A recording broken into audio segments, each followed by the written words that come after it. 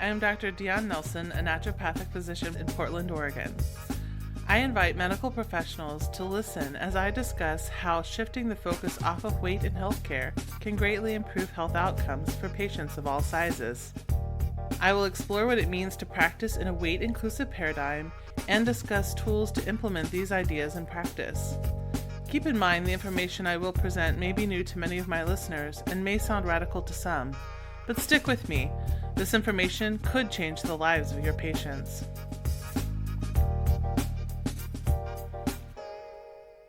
I was excited to get a chance to talk to Marci Evans, who is a registered dietitian in the United States. She has done a lot of reading and work around the idea of food addiction. And I know that this and sugar addiction are two things that many patients are concerned about and also many providers.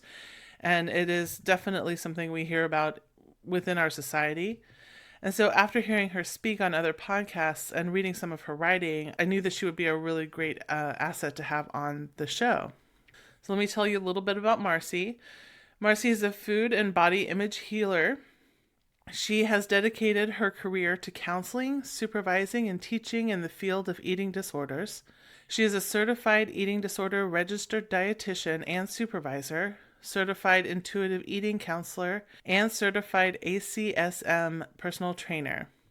In addition to her group private practice and 3 adjunct teaching positions, Marci launched an online eating disorders training for dietitians in 2015 and co-directs a specialized eating disorder internship at Simmons College. She volunteers for a number of national eating disorder organizations and is serving as an eating disorder resource professional for the Academy of Nutrition and Dietetics. She also speaks locally and nationally at numerous conferences and media outlets. I hope you enjoy this episode. I know I enjoyed talking to her. Okay, so we're welcoming Marci Evans, who is a registered dietitian. Marci, I want you to tell us a little bit about how you got started in health at every size and your journey as a registered dietitian, and any personal information you also want us to know too. Sure. No, I'm so happy to be here, and I'm happy to share a little bit about my process. And I just invite you, DeAun, at any point to interject or ask questions if you think it might feel useful to the listeners.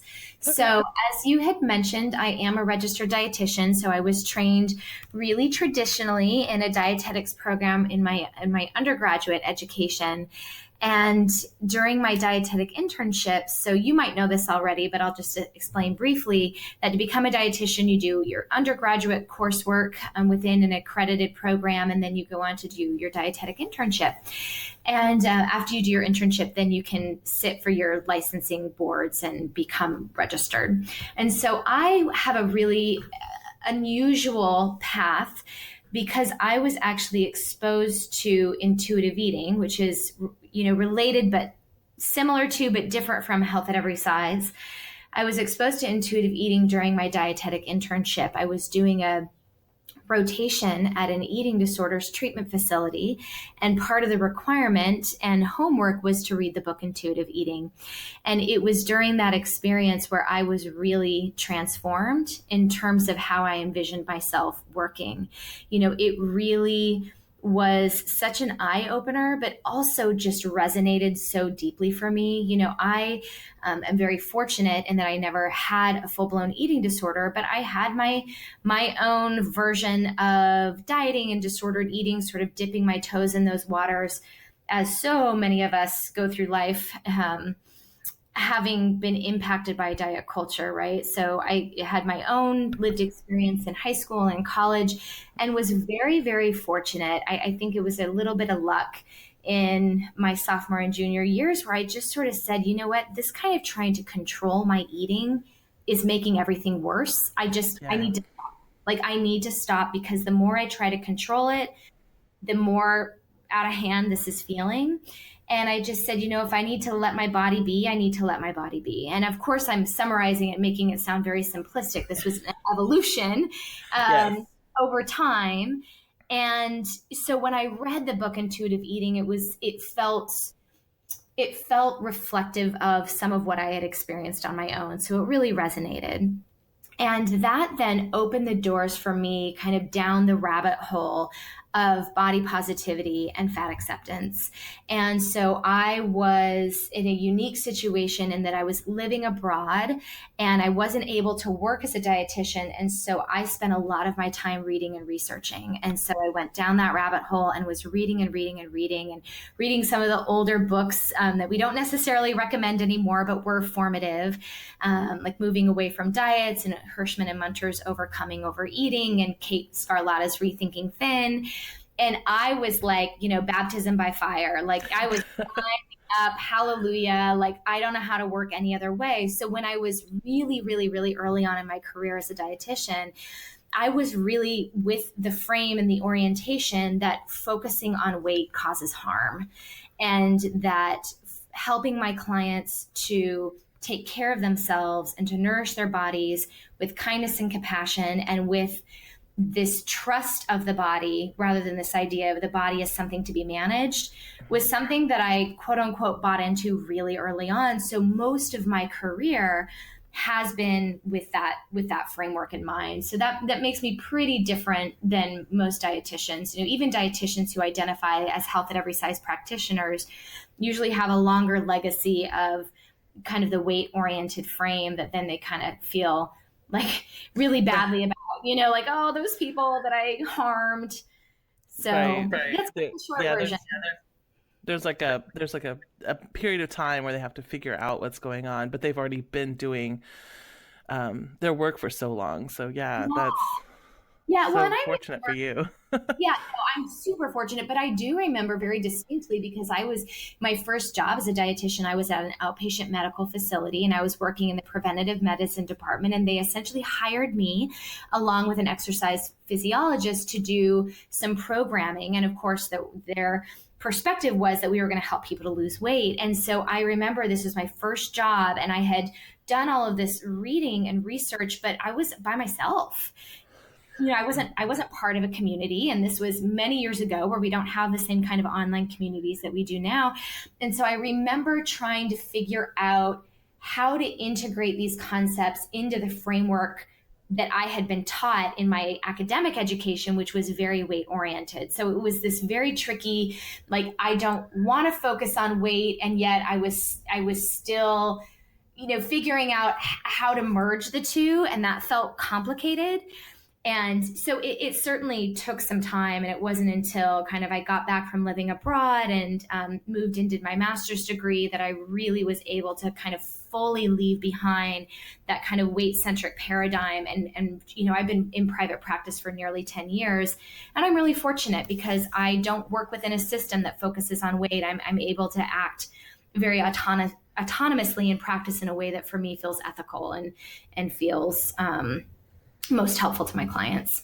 Yeah, absolutely. I know for myself, often I get pushback when I talk about this stuff with my colleagues, and I have so much respect for the people who do the work in places that are very anti-HACE and very fat phobic, and the focus is on weight loss because they're really they're doing the harder work than like you and I are doing, where we have autonomy in our workplace and we can actually make a difference, and then but they're making a difference in a way that's just it's incredible. So shout out to all the people who are working in public health and absolutely, or working within medical practices where they're not only helping their individual client, that even if it feels like these tiny little changes, or it feels like this uphill battle, that they're also working with changing systems. Yes, that's really, really powerful. And I think that,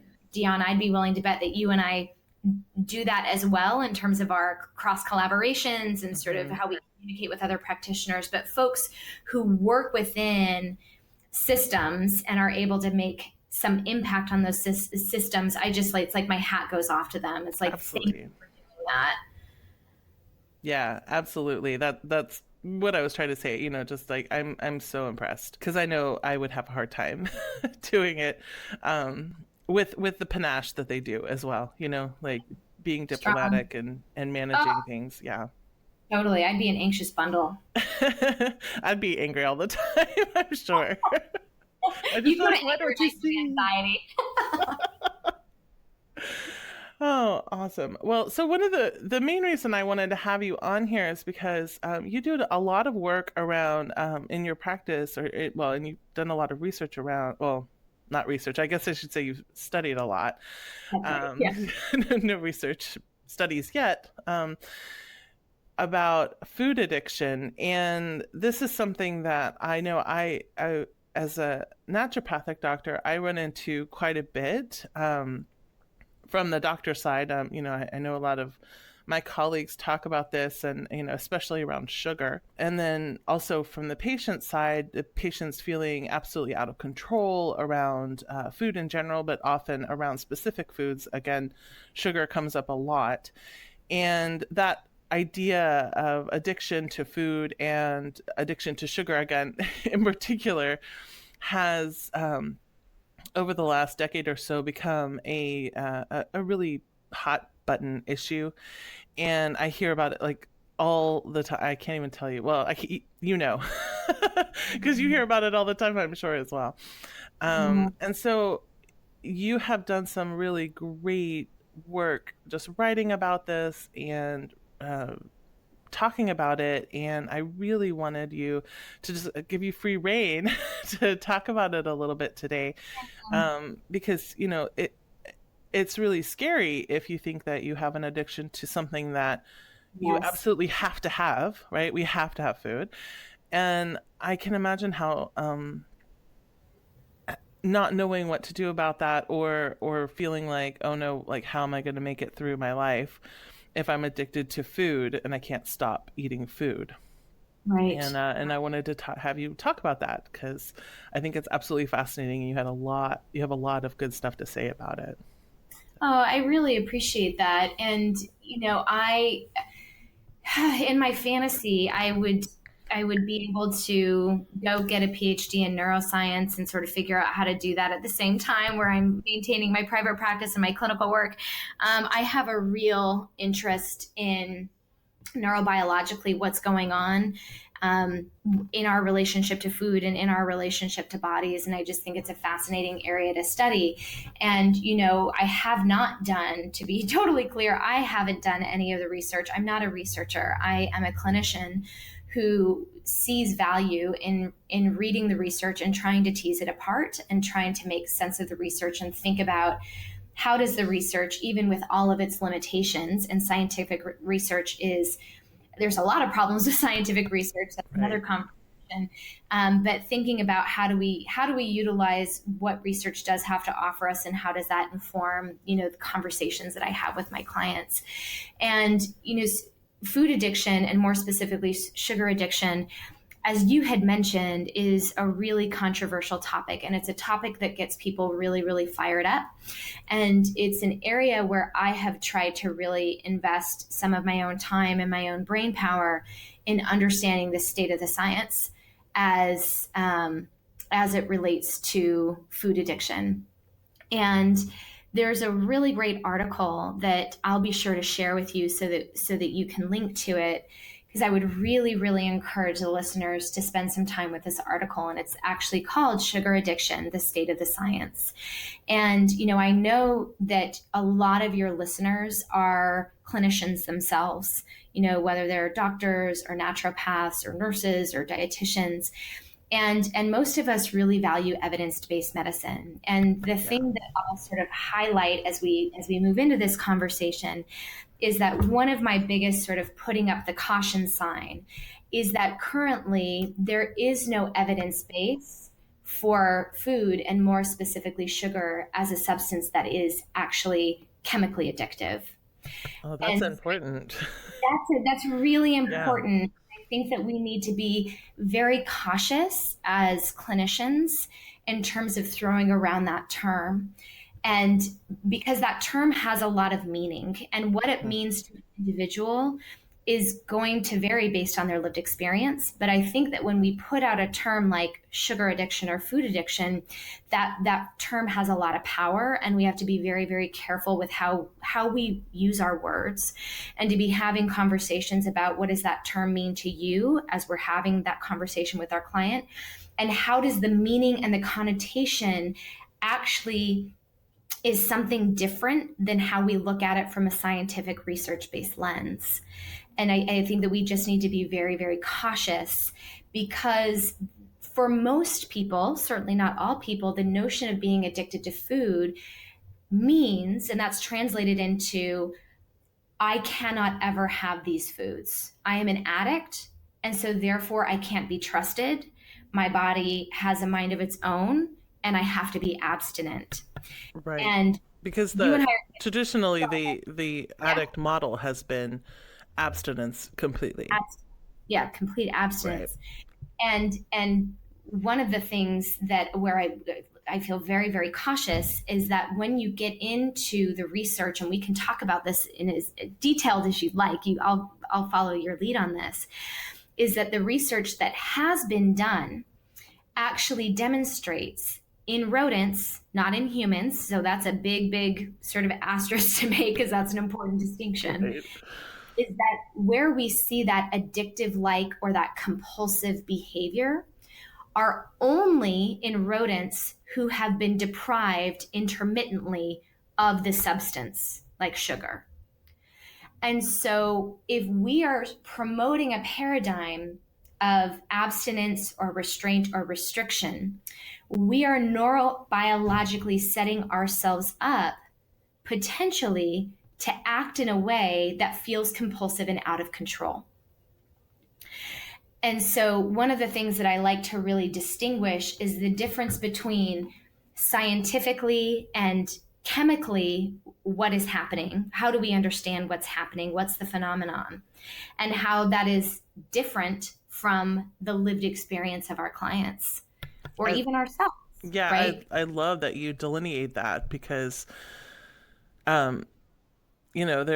there's like a scientific idea, like you said, a scientific idea of addiction and what that is and what that does to our brains and stuff. But then our clients, even if there was no such thing, even if you can say there's like there's not such thing as a addiction to food, if you feel addicted and you have complicated feelings around it, and you don't feel like you can quote unquote be trusted around certain foods, that makes life harder, certainly, and it makes it very difficult to manage around food, which of course we're going to be around most of our life. Yeah, that's exactly right. And I would never want to diminish or invalidate a person's lived experience, that the feelings of food addiction are very real and very true for the people who describe them and have those lived experiences. This idea of, if I don't bring it into my house, I'm okay,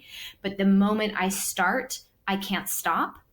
That those qualities are very, very real for some people. And I would never want to give the slightest suggestion that phenomenon isn't real, but the experience is not the same thing as actually defining it or diagnosing it as this is a result of an addiction.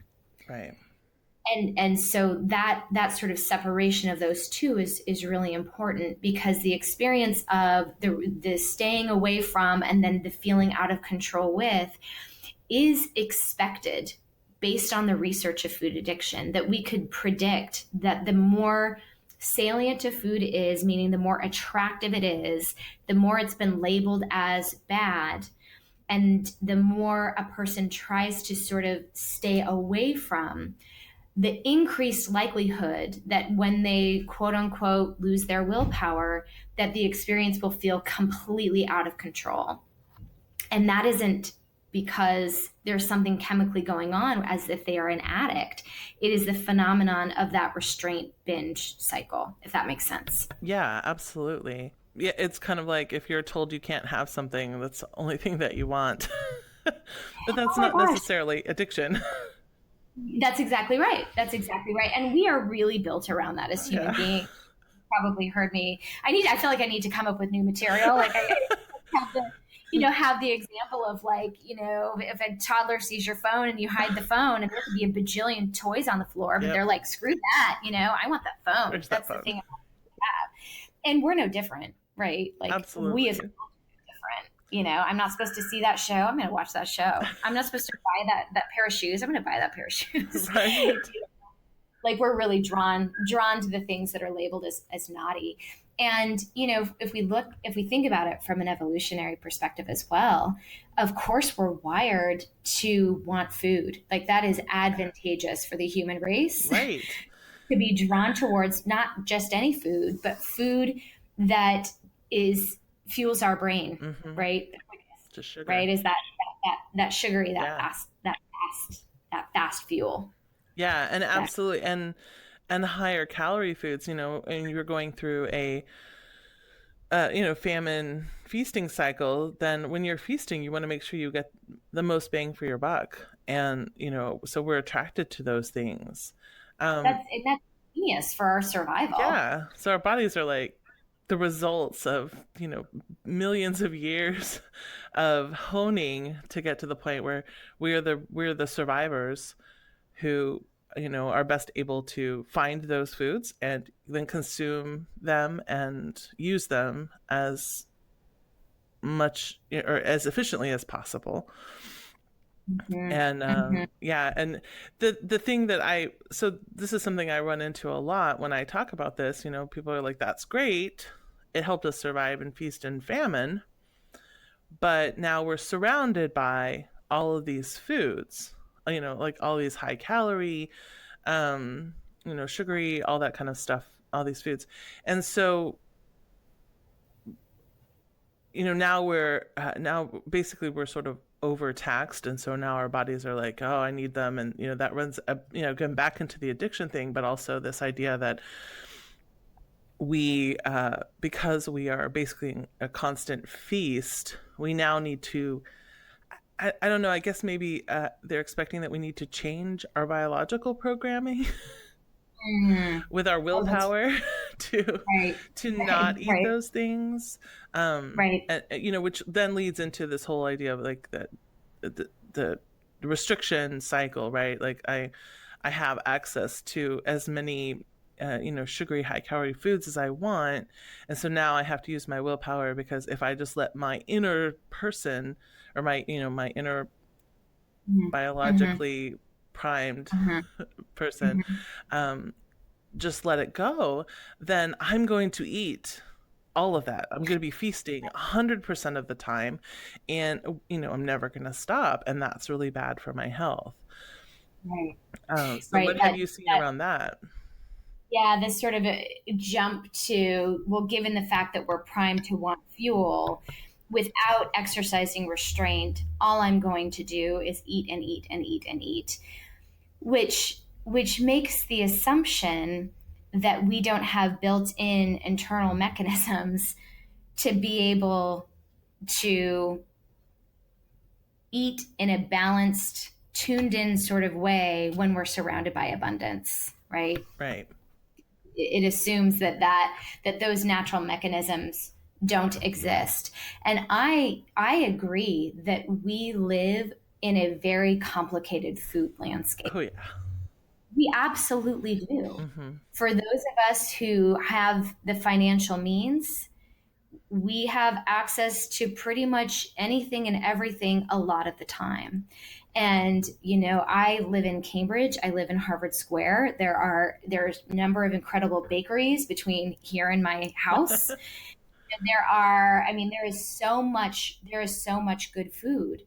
um, and we have a lot of really confusing marketing that is, I think, overwhelming to our minds and to our bodies in terms of the messages that we are given. We have a highly complicated food environment that we have to navigate.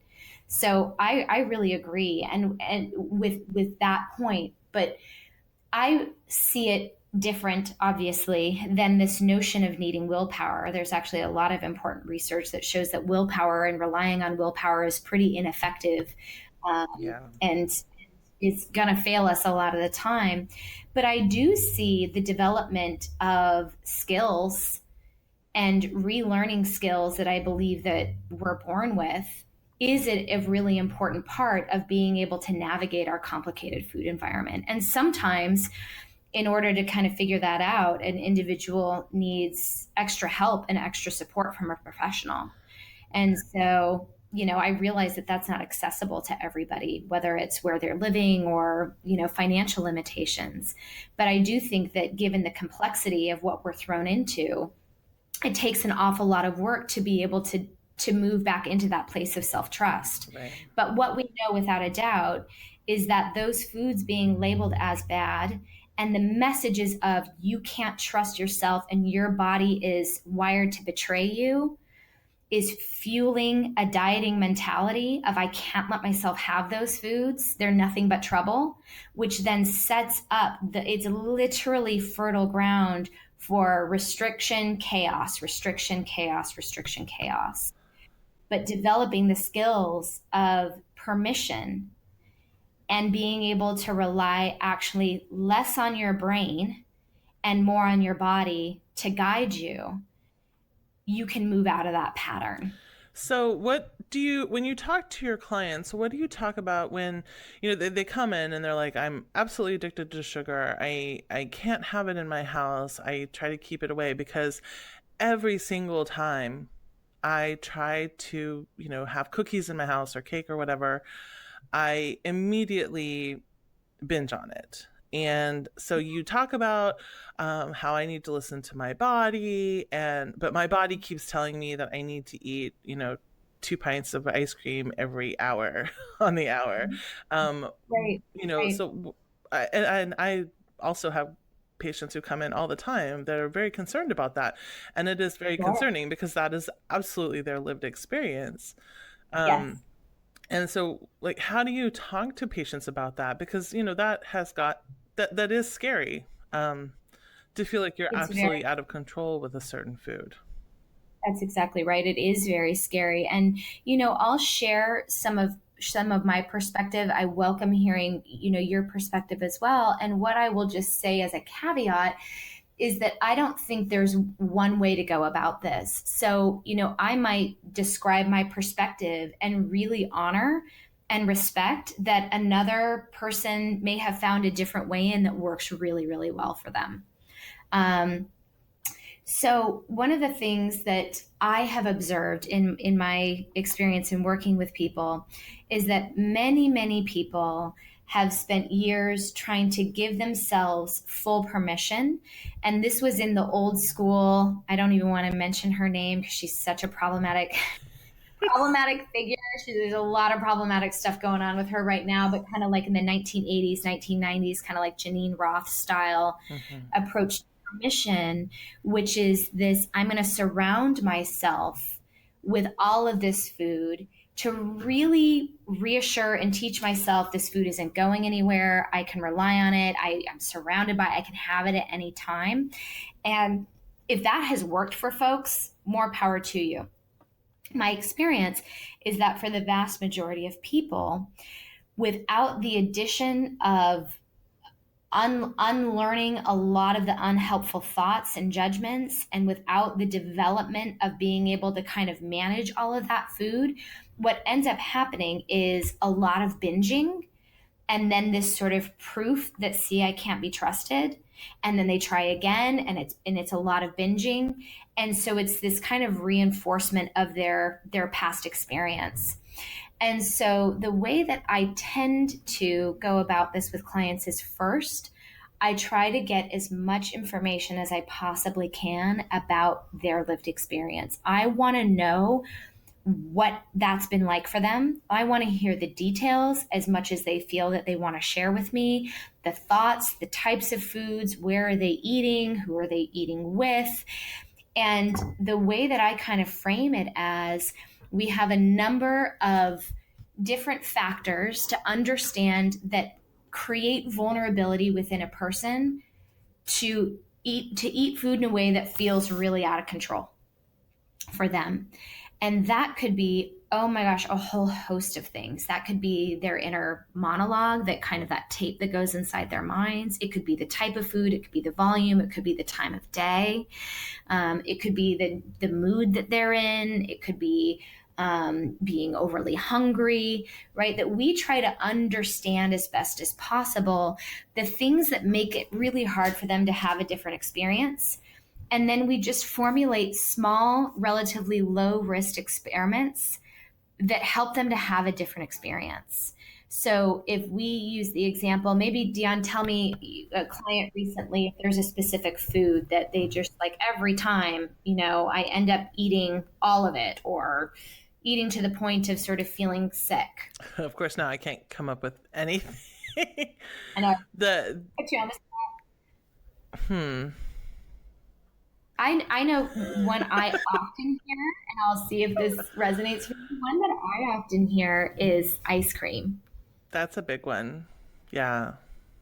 Yeah. So the notion that, okay, historically, whenever I've brought ice cream into my house, I've eaten, let's say, the entire half gallon, or maybe I bring 2 half gallons home and I end up eating all of it. Um, I would say, okay, if we're going to tackle ice cream, what if we lower the stakes? Because shaking off that diet mentality, shaking off the labeling the food as bad, that takes a while. Right. It takes time. So it's not fair to expect, well, because I've decided this time I'm giving myself permission, it's going to be different, is actually relying on willpower. And that's not fair. Interesting. It's not fair. We need to cultivate a little bit more time of doing more of what I call like the deprogramming ourselves of this food being labeled probably for decades for some adults of, see, you can't trust yourself. So if we are replicating, you're in your house, you have a large volume of ice cream, you're by yourself, it's your favorite flavors, all of those dynamics are the same. And the only thing that has changed is that you said, well, now I'm going to give myself permission. It's not yet a fair expectation that we probably need to shift the other factors to give you a different experience with it, to help you to give yourself time to undo that brainwashing, and to be able to do it a little bit differently. So maybe you go with a friend. Maybe you make sure you're really well nourished. Maybe it's a day of the week where you aren't particularly stressed. That you want to lower the stakes as much as possible. And I think of it as like when you start riding a bike, you don't start on a unicycle. You keep it really simple. You keep it really safe. You've got someone behind you, holding the bike. And even though that sounds silly, and I don't mean to be patronizing, is that for so many folks, they're relearning how to eat. Right. Because they have been told and taught through diet culture, you don't know how to do this, and if left to your own devices, you're going to F it up. Right. And they've had that And lived experience of effing it up. they've had that lived experience, totally screwing it up time and time again. So does that make sense? Am I articulating in a way? Yeah, I mean, I've often, I often think of it as, I guess, the Roth way. I don't know, that, just kind of like overexposure and then kind of moving past it. But I actually really appreciate your sort of thoughtful, systematic way of bringing people in, so they don't feel like failures if they Exactly. eat a gallon of ice cream, or and then they feel like they still can't have that Yeah. control, which of course part of it is you're trying to give up the control, right? Like to listen to your body and let your body tell you what it needs to do without telling it what to do. Right. But that, it is kind of scary. I mean, I kind of did the similar thing for myself, as that just sort of overexposed myself to things that I Sure. felt were really triggering for me. And I mean, it worked for me in that, like, those foods don't hold as much power as they did, but I do wonder how it would have gone had I been a little bit more thoughtful like this about it, and kind of a little more systematic, I guess. Yeah. Yeah, and I appreciate your lived experience, and I think if that felt helpful to you, that's beautiful. I mean, my gosh, don't I would never ever stand in the Oh way, yeah, but absolutely. I do know that for so many people, it's felt like this repeated failure, and it's like, oh no, this is not because you're the single person who is just so screwed up that you can't do it. That's not what's happening here. What's happened is you've probably been so wounded and so harmed through your lived experiences that it's just going to take us some time to undo that harm and to help you to be able to think in a different way and to help you to dip your toes into being able to observe how your body has your back and to be able to observe that, oh, there's valuable information that my body has for me. It's not out to get me. That I've got signals in there that I can learn to listen to and that I can trust.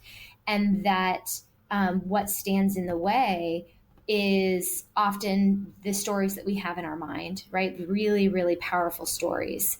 And that it's our mind. And I think that our knowledge can be very helpful, but the way I conceptualize it in my mind is that often what I'm doing is that, it's the balance of mind and body. And we often need to turn the volume down on that inner critic and that inner judge and the manager and the rules, and turn up the volume of what's my body cueing Hmm. me, and people will joke. My brother was totally joking. He's like, Marci, what is this stuff you put on your Facebook? Listen to your body. If I listened to my body, all I would ever want to eat is Wendy's. And I see, that is so, I hear those kind of comments all the time. And the thing that's interesting is that when we really listen, sometimes the disappointing truth that we come to is, oh, that's actually not what my body's communicating to me. And those signals have gotten, are, I should say, heavily influenced by what our mind has to say about it, right? That Wendy's is bad and I shouldn't be eating it, and it's not quote unquote healthy, and therefore it's all I want to Right, eat. because you've now told your inner toddler you can't have that. That's You bad. have it. So That's bad.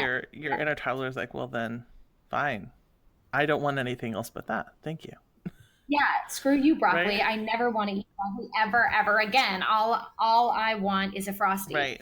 Um, Something I don't know if you Isabel Fox and Duke talks about a lot about binge eating and emotional eating, and one of the things that I heard her say a while back was that that I thought was interesting was that it's not a binge until you feel guilty.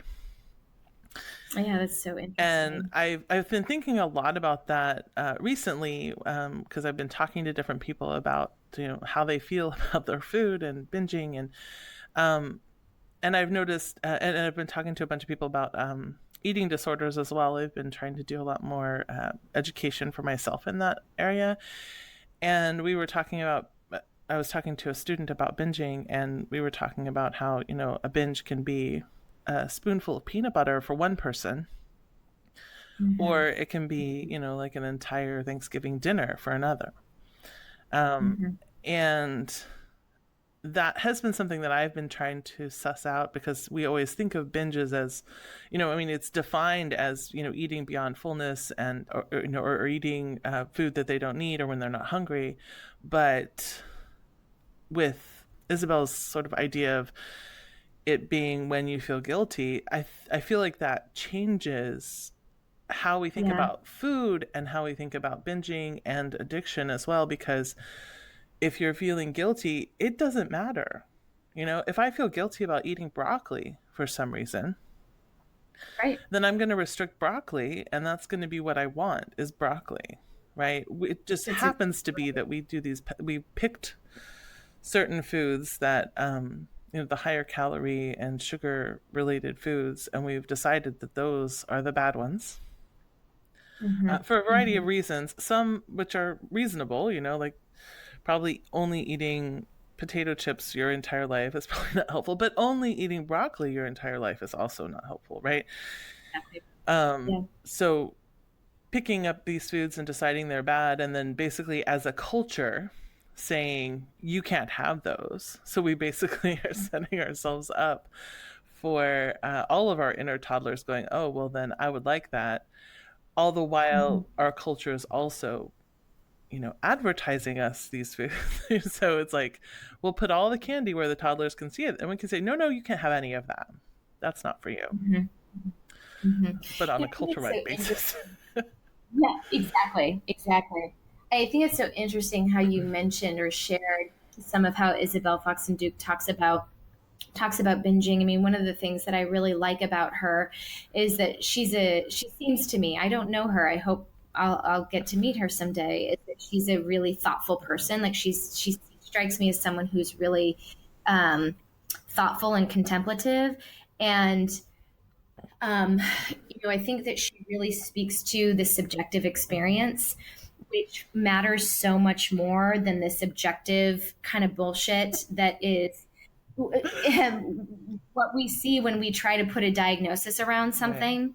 Like we have these diagnostic criteria of how do we diagnose with someone with binge eating disorder, and a lot of it is fairly arbitrary, and it's trying to sort of quantify and put these kind of objective narratives around what are deeply subjective experiences. And what really, really matters, and what I care about when I'm sitting with someone, is what is their inner experience in terms of their thoughts and feelings. What is the degree of distress, and how is it impacting them in their life? And I think that she captures that really, really well. And I think that that really actually speaks to the conversation that we're kind of parsing out earlier, in terms of this question of, is food addiction or is sugar addiction, quote unquote, a real thing? And one of my biggest challenges when I look at the research on this is that so much of the research, and this is sort of speaking to the clinicians who are listening, is that so much of the food addiction research rests on the Yale Food Addiction Scale. And this is why I'm going to really encourage the clinicians who are listening to read this study that I'm going to provide. Is the Yale Food Addiction Scale there are a lot of problems with it. And the primary problem is that the Yale Food Addiction Scale is diagnosing addiction based on someone's felt or subjective experience, rather than actually diagnosing something that we see on a neurobiological level happening. Interesting. And that is really, really Yeah. important, because we disavow somebody's lived experience, but we can't say, because I feel this way, we're going to label it, you are addicted to this substance. Like, that is such a dangerous, to me, really scary leap to be made. Absolutely. And why I put big, big caution tape around some of the food addiction and sugar addiction research that's being done, is that it's being done with a measure that is highly flawed. It's sort of like when you crack it open, it's empty inside. And that, yes, this person's experience is real, but it's not real because the substance they're ingesting is chemically addictive. It's real because of the culture that we live in, Right. and the construct that create an expected pattern of behavior when we name something as bad and we restrict it. Right. And and I think that's really important to bring up. And then also the idea that, I'm going to segue a little bit here to the idea Yeah. that sugar lights up the pleasure centers of the brain. Um Yes. and as so does cocaine and heroin, which is true. That's Yeah. true. Yeah. Um Absolutely. and I hear that come up over and over again when I mention this, because everyone's like, but, and I'm like, yeah, but pleasurable things light up the pleasurable centers of our brains, and our Yeah. society, and I blame the Puritans on this. Our society has a real interesting relationship with pleasure. Yes. And when Yes. I say our, I'm talking about the United States right now, because Sure. other countries have their own relationships with pleasure. But in the United States, we really have this, and this is why I blame the Puritans. We really have this sort of pleasure is bad, And so if you have a little bit of it, that's fine. But if you have too much, that's really horrible. So, if you get too many hugs, then you might feel too happy. So don't hug so much. Or, if you, that's a silly example, but, you can't, have too much sex or too much food or too much laughter or, anything like that. The only things that you can really have too much of that also create that pleasure center are things like exercise, right? Because I feel like it's work, right? So if you work and it gives you pleasure, that's okay. Because Right. it's like, well, I'm struggling for this pleasure, so it's okay to have it. Right, Whereas right, if I exactly. just enjoy Gosh. it, if I just sink into it and I just, and I sit down with this, piece of cake and I just enjoy it, or I, have sex with my partner and it's amazing and we just enjoy it, then no, that's not okay. And you can't do too much of that. A little bit is fine, but too much is not okay.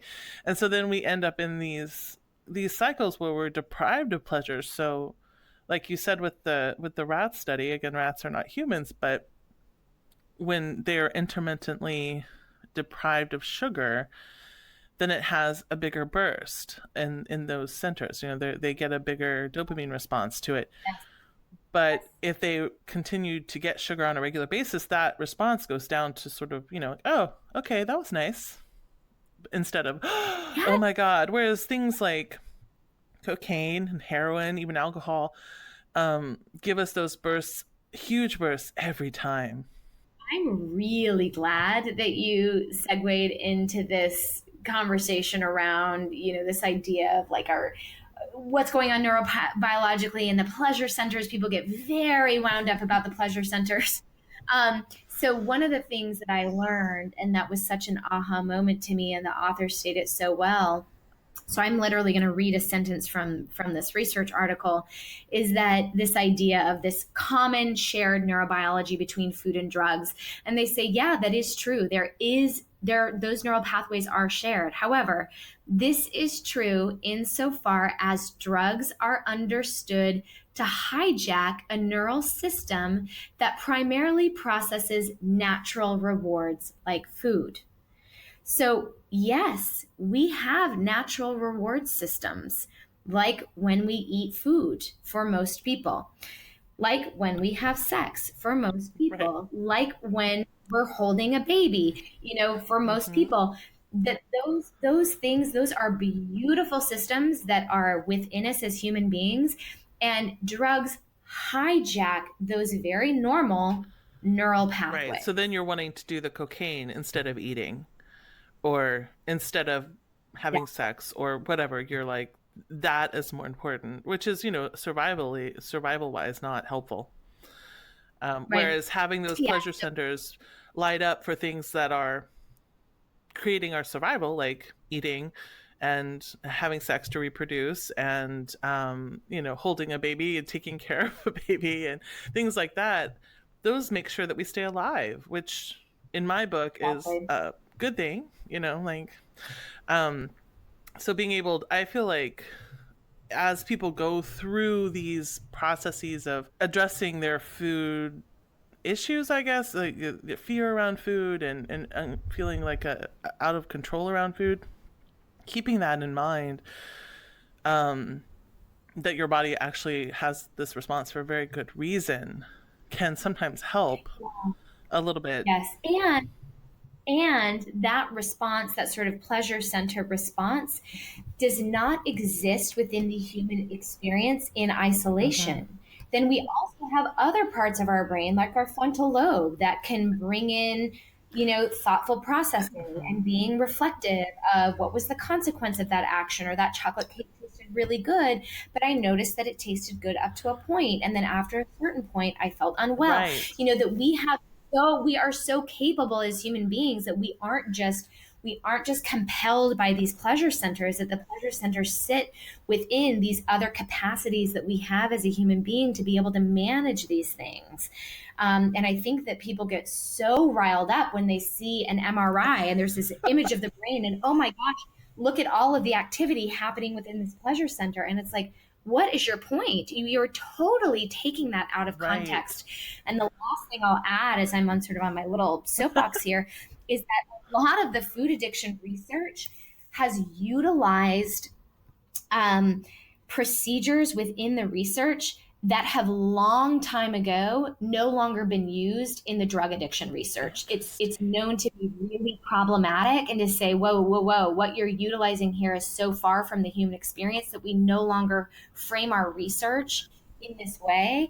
And so you see, and they really break this down in this article, saying the framing of some of this food addiction research is inherently flawed, and so we have to be very, very careful about its over application. And I see that there are clinicians who are applying this food addiction research that is Mm-hmm. really in its infancy, that has very mixed results in terms of when you're looking at humans and also looking at rodents, and that have problems in the actual study design. And so there is this jumping way beyond where the science can actually take us, which is why I say, the science right now is actually indicating we don't become chemically addicted to sugar, we don't become chemically addicted to types of foods, and that because we're humans and not rodents, we have the capacity to navigate these really complicated environments far more successfully when we aren't shamed, when we aren't Yes. scared, when there is fear mongering. Yes, and that actually makes me think that,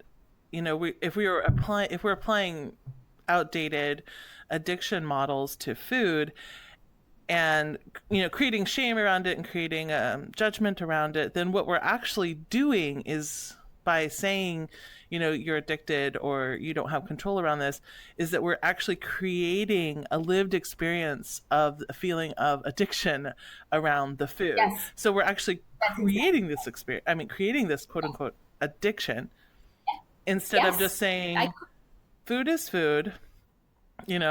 These foods are more or less helpful than other foods, but they're still all part of our nurturing and our, taking care of ourselves, and energizing ourselves and fueling ourselves, but then also making sure that we have some pleasure and, connection with other people, all of that stuff. So that's fascinating. yeah, Actually, when my mind finally it's was like, fascinating. Yeah, and I think that you said it so well, that this attempt at solving quote unquote food addiction is literally creating the thing that's being tried to be avoided, right? mhm, Like it's like creating the monster. right, And so I get so frustrated where I'm like, stop, we need to stop, like everybody hold up, right, right? It's fueling and leaving individuals feeling awful, absolutely, right? Individual person who comes to our office feels demoralized, feels ashamed, feels hopeless, feels scared. And, and that is, I see them as like a victim of our diet culture, a victim of this fear mongering, which totally breaks my heart. yeah. So, on that note, we kind of have to wrap up.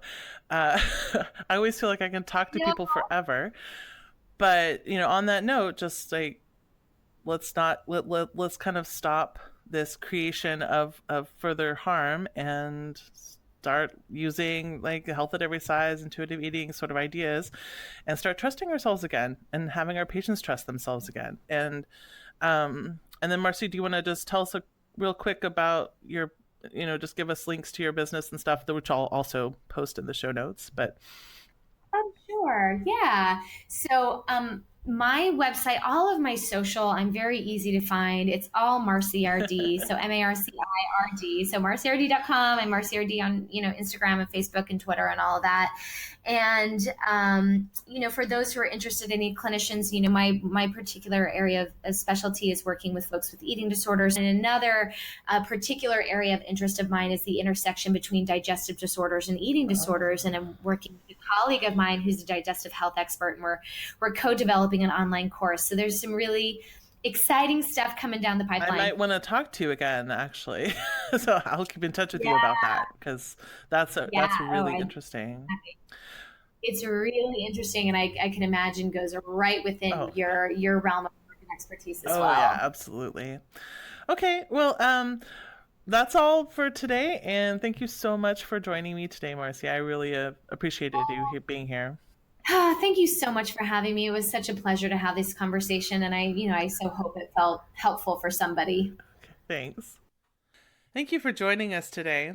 I am still interested in hearing your stories about your experiences with medical professionals. Nothing is too insignificant to talk about. I also want to hear positive and negative stories, so whatever your experiences have been, these are really powerful ways to help teach people and to get a lot of information in a way that's very palatable for a lot of people.